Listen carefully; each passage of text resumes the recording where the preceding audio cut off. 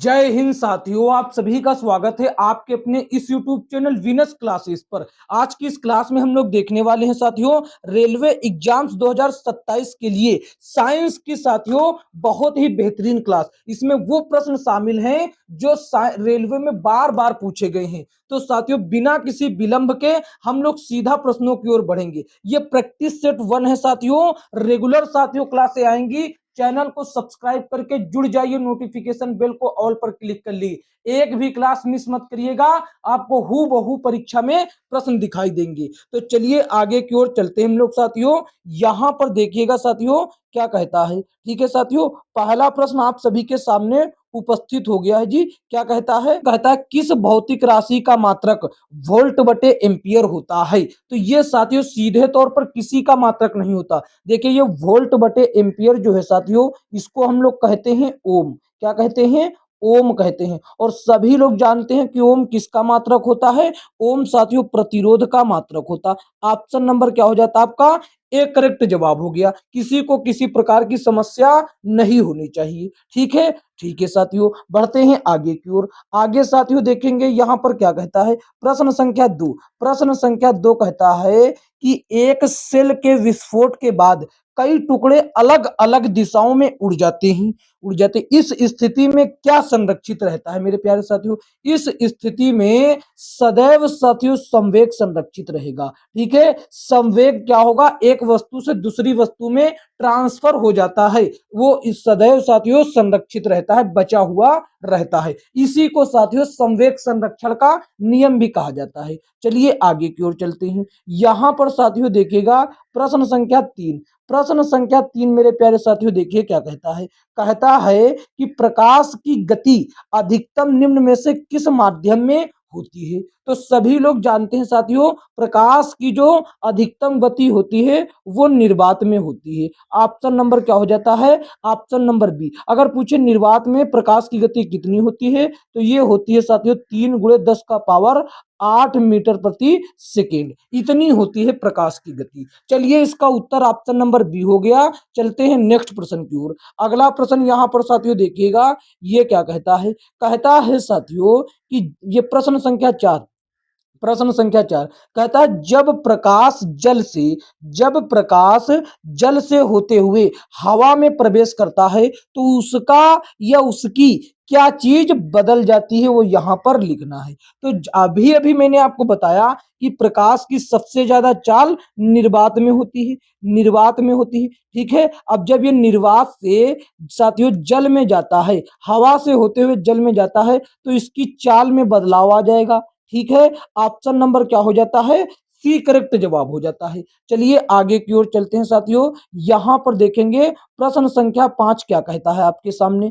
प्रश्न संख्या 5 मेरे भाई कहता है प्रिज्म द्वारा प्रिज्म द्वारा इनमें से किस रंग के प्रकाश किरण का विचलन अधिकतम होगा, ये आपको बतलाना है। किस रंग की प्रकाश किरण का विचलन सबसे अधिक होगा? लाल, पीले, हरे, बैगनी। तो किसका सबसे ज्यादा होता है ये आपको बतलाना मेरे भाई। सबसे ज्यादा पूछा है तो सबसे ज्यादा बैगनी रंग का होता। ऑप्शन नंबर क्या हो जाता है? ऑप्शन नंबर डी करेक्ट जवाब। अगर पूछता सबसे कम तो लाल रंग का सबसे कम विचलन होता है साथियों। इसीलिए खतरे का संकेत लाल रंग के होते हैं साथियों। सिग्नल के रंग लाल होते हैं क्योंकि इसका विचलन सबसे कम होता है और ये साथियों दूर से ही स्पष्ट रूप से दिखाई देता है। फिलहाल इसका उत्तर ऑप्शन नंबर डी हुआ। बढ़ते हैं अगले प्रश्न की ओर। अगला प्रश्न यहां पर साथियों देखिएगा क्या कहता है। सभी लोग देखिए प्रश्न संख्या 6 कहता है कि प्रत्येक 9 ओम के 3 प्रतिरोध। यहां पर ध्यान दीजिएगा जरा। कहता है प्रत्येक 9 ओम के 3 प्रतिरोध। 3 प्रतिरोध है, मान लो एक का नाम R1 है, एक का मान R2 है और एक का नाम R3 है। और तीनों कितने ओम के हैं ये भी यहां पर दर्शाया गया है। ये R3 है। ठीक है, तीनों साथियों 9 ओम के हैं। यहां पर उसने पहले ही क्लियर कर दिया। ठीक है, ऐसे हमने इसलिए कर दिया ताकि आपको कोई दिक्कत ना हो। अब उसने कहा साथियों कि वे समानांतर क्रम में संयोजित हैं। कौन से क्रम में? समांतर क्रम में संयोजित हैं। उनका तुल्य प्रतिरोध ज्ञात कीजिए, ये आपको बताना है। देखिए जब कोई भी साथियों प्रतिरोध समानांतर क्रम में संयोजित होते हैं तो उनका टोटल प्रतिरोध क्या होता है, यहां पर देखिए मान लो 1/R, 1/R, ये जो R है ये उनका टोटल साथियों हो गया, ये बराबर किसके होगा, 1/R1 प्लस 1/R2, ठीक है, प्लस 1/R3, जितने भी होते वो सभी यहीं पर हो जाते, चाहे आगे और भी होते डॉट डॉट करके और होते वो भी हो जाते। ठीक है साथियों, यहां पर इतनी चीज हो गया। अब यहां पर R1 R2 के जगह पर यहां पर R1 R2 और R3 के जगह पर हम इनका मान रख देंगे। कैसे रखेंगे, यहां पर देखो, ठीक है, 1/R। अब यहां पर तीनों का मान 9 है तो 1/9 प्लस 1/9, ठीक है, प्लस 1/9, ठीक है, इनको तीनों को हम लोग जोड़ेंगे तो हमारा साथियों क्या आने वाला है, यहां पर देखिएगा जरा, ठीक है, यहां पर साथियों देखिएगा, इसको पकड़कर यहां पर लाइए, ठीक है, इधर तो 1/R ही रहने वाला है, ठीक है, और इधर क्या रहने वाला है, इधर तीनों के जगह पर बटा में आ जाएगा 9 और ऊपर हो जाएगा 3, तो 3 से काटेंगे एक बार, 3 से काटेंगे 3 बार, यानी कि 1/R बराबर 1/R बराबर क्या हो गया, 1/3, ठीक है, 1/3, ठीक है। अगर हम इसी को उलट दें, R को ऊपर भेज दें और साथियों 3 को ऊपर, तो सीधे तौर पर हम कह सकते हैं कि R का जो मान आ गया वो आ गया 3, यानी कि आपसे कहा जा सकता है कि इसका टोटल प्रतिरोध तीनों के बजाय एक जगह अगर रखा जाए, एक जगह, तो ये हो जाएगा 3 प्रतिरोध, 3 ओम प्रतिरोध, यानी कि ऑप्शन नंबर क्या हो गया आपका, बी परफेक्ट जवाब हो गया साथियों। ठीक है, चलते हैं आगे प्रश्न की ओर। अगला प्रश्न यहां पर ध्यान दीजिएगा क्या कहता है, प्रश्न संख्या 6, ये देखिए साथियों क्या कहता है, प्रश्न संख्या 7 कहता है कि एक परिणामित्र का कोण, एक परिणामित्र का कोण पटलित क्यों करते। सबसे पहली बात, ये परिणामित्र अगर आप जानते हैं तो बहुत अच्छी बात, नहीं जानते तो आपको हम बता दें, परिणामित्र मेरे भाई किसको कहा जाता है, ट्रांसफार्मर को कहा जाता है, किसको, ट्रांसफार्मर को परिणामित्र कहा जाता है। और इसका जो कोर होता है पटलित क्यों किया जाता, क्योंकि साथियों भंवर धाराओं की जो हानि होती है उसको कम किया जा सके, भंवर धारा के माध्यम से जो हानि होती है ऊर्जा की उसको कम किया जा सके, तो इसीलिए पटलित किया जाता। ऑप्शन नंबर सी मेरे प्यारे साथियों एकदम सही जवाब हो जाता है साथियों। ठीक है, आगे की ओर चलते, यहां पर साथियों देखते हैं प्रश्न संख्या 8 क्या कहता है। प्रश्न संख्या 8 कहता है निम्नलिखित में से Alexander Graham Bell, Alexander Graham Bell ने किसका आविष्कार किया, ये आपको बतलाना। तो अलेक्जेंडर ग्राहम बेल ने, सभी लोग जानते हैं मेरे भाई, टेलीफोन का आविष्कार किया। ऑप्शन नंबर क्या हो जाता है, ए परफेक्ट जवाब हो जाता। रेल इंजन का मेरे भाई जेम्स वाट ने किया, ये सभी चीजें आप जानते हैं, या ठीक है, जेम्स वाट। और बल्ब का मेरे भाई थॉमस अल्वा एडिसन, ये सारी चीजें आप लोग पहले से ही जानते। आगे चलते प्रश्न संख्या 9 देखिए क्या कहता है। प्रश्न संख्या 9 मेरे प्यारे साथियों कहता है निम्नलिखित में से शरीर विज्ञान एवं चिकित्सा की वह कौन सी शाखा है जो पुरुषों के विशिष्ट रोगों एवं स्थितियों से संबंधित है। जल्दी से बताओ, पुरुषों के विशिष्ट एवं साथियों विशिष्ट एवं रोगों से संबंधित, तो इसको कहा जाता है मेरे भाई एंड्रोलॉजी। एंड्रोलॉजी साथियों जो है ऑप्शन नंबर ए इसका परफेक्ट जवाब हो जाता। ये पुरुष के विशिष्ट रोग एवं स्थितियों से संबंधित है। चलिए आगे की ओर चलते हैं, यहां पर साथियों देख लीजिएगा क्या कहता है। ठीक है, ठीक है मेरे भाई, यहां पर देख लीजिए ये क्या कहता है, प्रश्न संख्या 10, प्रश्न संख्या मेरे भाई 10 देखिए क्या कहता है। ठीक है, ये रहा प्रश्न संख्या 10, कहता है कि मानव नरों में मौजूद गुणसूत्र एक्स वाई, इनके बीच क्या अंतर है। देखिए यहां पर बहुत बेहतरीन बात है, ये तो बात सभी लोग जानते हैं कि मेरे भाई जो नर के लिए होते हैं वो एक्स वाई होते हैं, ठीक है, मादा के लिए होते हैं वो साथियों क्या होते हैं, डबल एक्स होते हैं, डबल एक्स। लेकिन यहां पर ये आपसे नहीं पूछा, आपसे उसने कहा कि नरों में मौजूद लिंग गुणसूत्र एक्स वाई, इनके ये जो अलग अलग एक्स और वाई हैं इनके बीच क्या डिफरेंस होता है, ये बतलाना है आपको। ठीक है, तो जल्दी से बताइए क्या होता है। ठीक है साथियों, यहां पर बता दें हम आपको, एक्स घुड़सूत्र बड़ा होता है जबकि वाई घुड़सूत्र छोटा होता है, तो ऑप्शन नंबर क्या हो जाता है, इसका एकदम सही जवाब ऑप्शन नंबर बी हो जाता है। ठीक है साथियों, आगे की ओर चलते, यहां पर देखिएगा प्रश्न संख्या 11, प्रश्न संख्या 11 यहाँ पर देखिए क्या कहता है। ये मेरे सामने रहा, भोजन नली की दीवारों के संकुचन एवं प्रसरण को कौन सी गति कहा जाता है, ये बतलाना है। तो भोजन नली की दीवारों के संकुचन और प्रसरण को क्रमाकुंचन गति के नाम से जाना जाता है। ऑप्शन नंबर क्या हो गया, ए इसका एकदम सही जवाब हो जाता है साथियों। ठीक है मेरे भाई। यहां पर साथियों देखते हैं अगला प्रश्न क्या कहता है।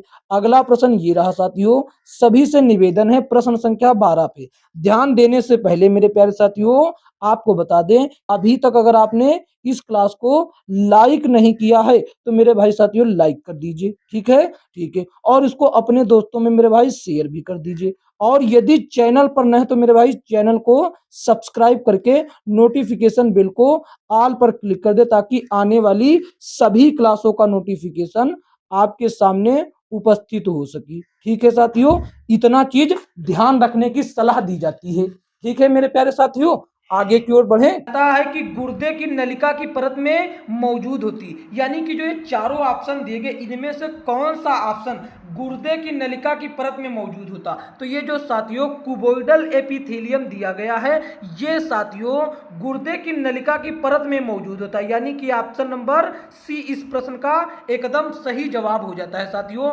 आगे की ओर बढ़ते हैं। अगला प्रश्न देखिए, प्रश्न संख्या मेरे साथियों प्रश्न संख्या 13 क्या कहता है। साथियों प्रश्न संख्या 13 की ओर बढ़ने से पहले आपसे एक निवेदन है कि अगर अभी तक आपने इस क्लास को साथियों लाइक नहीं किया है तो एक प्यारा सा लाइक कर दीजिए और इसको अपने दोस्तों में शेयर भी कर दीजिए। और चैनल पर यदि नए पहली बार आए तो चैनल को मेरे प्यारे साथियों सब्सक्राइब करके नोटिफिकेशन बेल को ऑल पर क्लिक कर दीजिए। इतना काम साथियों सभी लोग कर दीजिए। और साथियों ये प्रश्न संख्या 13 देखिए क्या कहता, मानव शरीर का कौन सा अंग अंडे को अंडाशय से गर्भाशय तक ले जाता है, ये बतला दीजिए। तो साथियों जो फैलोपियन ट्यूब है ये अंडे को अंडाशय से गर्भाशय तक ले जाता, यानी कि ऑप्शन नंबर 20 का एकदम सही जवाब हो जाता है साथियों। अगला प्रश्न देखिए साथियों क्या कहता है। प्रश्न संख्या 14 मेरे प्यारे साथियों देखिए, कहता निम्नलिखित में से कौन सी बीमारी जीवाणुओं के कारण होती है। तो कौन सी बीमारी जो है जीवाणुओं के कारण होती है, आपको हम बता दें ये साथियों जो एड्स हो गया, बड़ी माता हो गई और ये रेबीज हो गया, ये तीनों बीमारी साथियों विषाणु के द्वारा वायरस के द्वारा होती हैं। जबकि मेरे साथियों एंथ्रेक्स बीमारी ये साथियों जीवाणुओं के द्वारा होती, यानी कि ऑप्शन नंबर 20 का एकदम सही जवाब हो जाता है साथियों। ठीक है मेरे प्यारे साथियों, अगले प्रश्न की ओर चलते हैं। अगला प्रश्न यहां पर देखिएगा क्या कहता है भैया, ये कहता है निम्नलिखित में से कौन सा एक कोशिकीय हरित शैवाल है। कौन सा एक कोशिकीय हरित शैवाल है। तो ये जो क्लेमाइडोमोनास ये एक कोशिकीय हरित शैवाल है, यानी कि ऑप्शन नंबर डी इसका एकदम परफेक्ट जवाब हो जाता है। ठीक है साथियों, अगले प्रश्न की ओर बढ़ते हैं। यहां पर साथियों देखिए प्रश्न संख्या 16 क्या कहता है, ये रहा, कहता पौधे भविष्य के लिए खाद्य सामग्री बीज के किस भाग में संग्रहित करते हैं, ये आपको बतलाना है। तो किस भाग में संग्रहित करते हैं, उस भाग का नाम होता है कोटिलेडोन। ऑप्शन नंबर इसका क्या हो जाता है, C is the right answer of this question. ठीक है, C is the right answer of this question हो जाता है। ऑप्शन नंबर साथियों क्या हो जाता है, सी सही जवाब हुआ। ठीक है मेरे भाई, आगे की ओर बढ़ते हैं। यहां पर साथियों देखो अगला प्रश्न क्या कहता, अगला प्रश्न ये रहा साथियों, क्या कहता है कि फूल में पुष्प योनि क्या होती है। यहां पर हम साथियों आपको बता दें, हमारी बात को ध्यानपूर्वक सुनिएगा। यहां पर देखो मेरे भाई कि जो फूल में होती हैं एक होती योनि को मेरे भाई कहा जाता है स्त्रीलिंग। क्या कहा जाता है, स्त्री केसर कहा जाता है साथियों। क्या कहा जाता है, स्त्री केसर। ठीक है, ये बात याद रखिएगा, स्त्री केसर ये साथियों मादा भाग को कहा जाता है। ठीक है, मादा भाग को स्त्री केसर कहा जाता है। और इसमें साथियों 3 भाग होते हैं और नर भाग को क्या कहा जाता है? नर भाग को मेरे प्यारे साथियों पुंकेसर कहा जाता है। क्या कहा जाता है?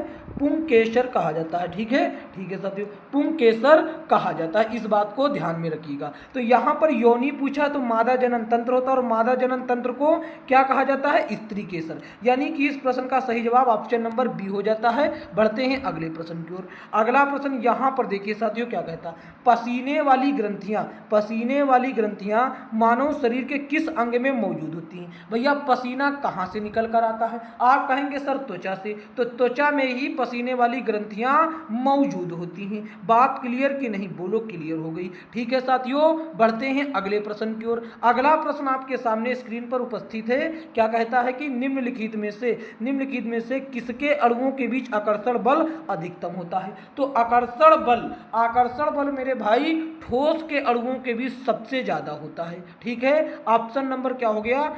डी इसका एकदम परफेक्ट जवाब हो जाता है। भैया आगे की ओर साथियों चलते हैं। यहां पर देखिए, यहां पर साथियों देखना है इस बात को।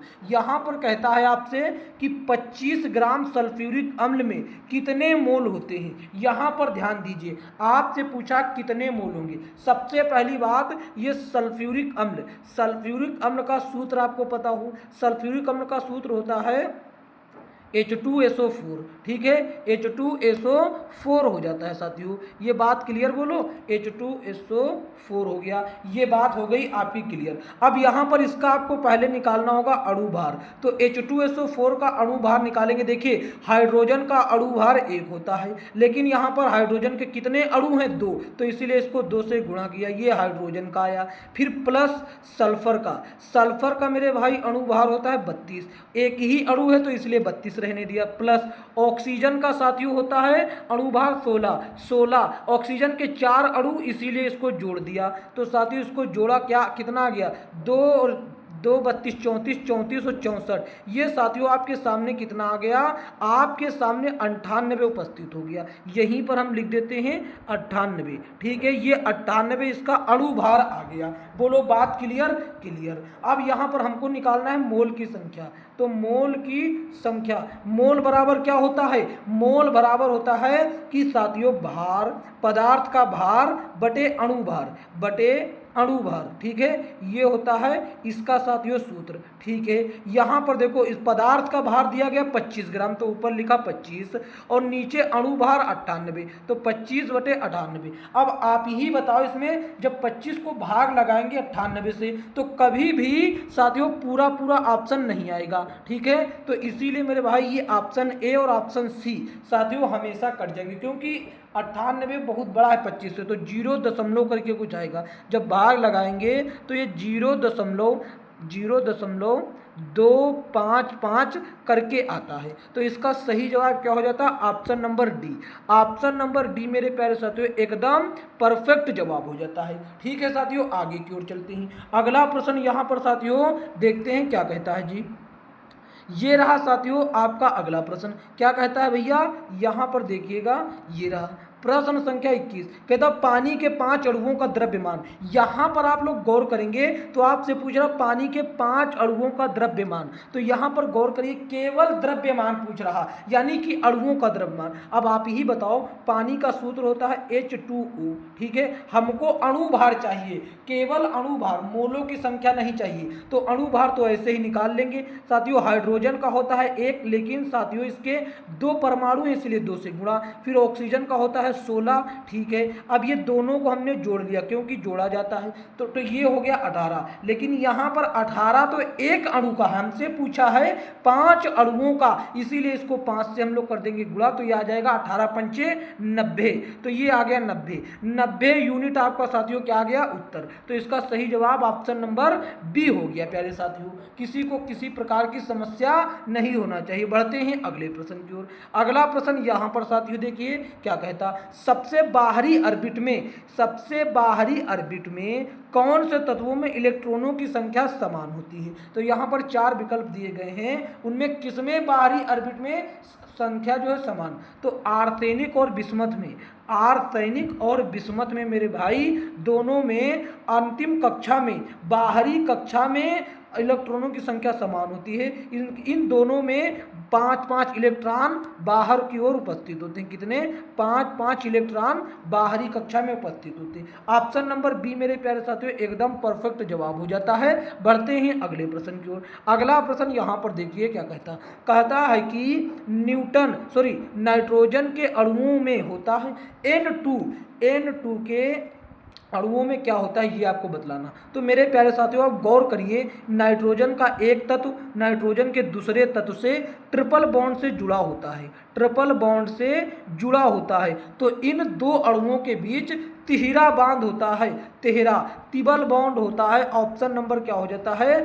डी परफेक्ट जवाब हो जाता है। बोलो बात क्लियर हुई? बिल्कुल क्लियर हुई। आगे की ओर चलते हैं। यहाँ पर साथियों देखेंगे ये रहा, क्या कहता है साथियों इनमें से कौन सा विलयन पीएच पेपर को नीला कर देगा। तो कौन सा? देखिए आपको एक बात समझना जरूरी होगा कि अम्ल होता है एक, ठीक है, एक होता है अम्ल और एक होता है क्षार, ठीक है, बिल्कुल बात क्लियर। ये अम्ल क्या करता है? अम्ल मेरे भाई नीले को लाल करता है। अम्ल क्या करता है? नीले को लाल करता है, ठीक है। और ये साथियों क्षार क्या करता है? क्षार लाल को नीला करता है, ठीक है। क्षार करता है लाल को नीला करता है, ठीक है, बिल्कुल बात क्लियर, बिल्कुल क्लियर हो गई। अब यहाँ पर नीला करना है तो कोई क्षार ही होगा जो नीला करेगा, बिल्कुल बात। देखो सभी लोग जानते हैं जठर रस अम्लीय होता, खट्टा होता। हाइड्रोक्लोरिक अम्ल तो अम्ल लगा, ये तो बात हो नहीं सकता। नींबू का रस अम्लीय प्रकृति, खट्टा होता, ये भी बात। बोलो ये 3 कट गए तो कौन बचा? Option number A sodium hydroxide. ये एक प्रबल क्षार होता है, इसीलिए इसका उत्तर ऑप्शन नंबर ए हो जाएगा। बोलो बिल्कुल बात क्लियर। चलते हैं अगले प्रश्न की ओर। अगला प्रश्न यहाँ पर साथियों देखिए क्या कहता है शुष्क बर्फ क्या होती है? शुष्क बर्फ मेरे प्यारे साथियों क्या होती है आप ये हमको बतला दीजिए। शुष्क बर्फ मेरे साथियों ये ठोस कार्बन डाइऑक्साइड गैस को कहा जाता। ऑप्शन नंबर क्या हो जाता है? ऑप्शन नंबर ए इसका एकदम सही जवाब हो जाता है। बोलो बात क्लियर? बिल्कुल क्लियर हो गई साथियों, ठीक है भैया, एकदम क्लियर। साथियों ये 25 प्रश्न जो कि आपके लिए परीक्षा के लिए रामबाण सिद्ध होंगे और ये प्रैक्टिस सेट साथियों 1 था। साथियों अब रेगुलर क्लासें मिलेंगी। अगर यह क्लास अच्छी लगी है तो इसको एक प्यारा सा साथियों क्या कर दीजिए, इसको एक प्यारा सा लाइक कर दीजिए, ठीक है, एक लाइक कर दीजिए इसको, और मेरे भाई सभी दोस्तों में शेयर कर दीजिए। और चैनल पर यदि नहीं हो तो चैनल को मेरे भाई सब्सक्राइब करके नोटिफिकेशन बेल को ऑल पर क्लिक कर दीजिए। इतना काम सभी लोग कर देंगे बड़ी तेजी से। मिलेंगे नेक्स्ट क्लास में, तब तक के लिए जय हिंद, जय भारत।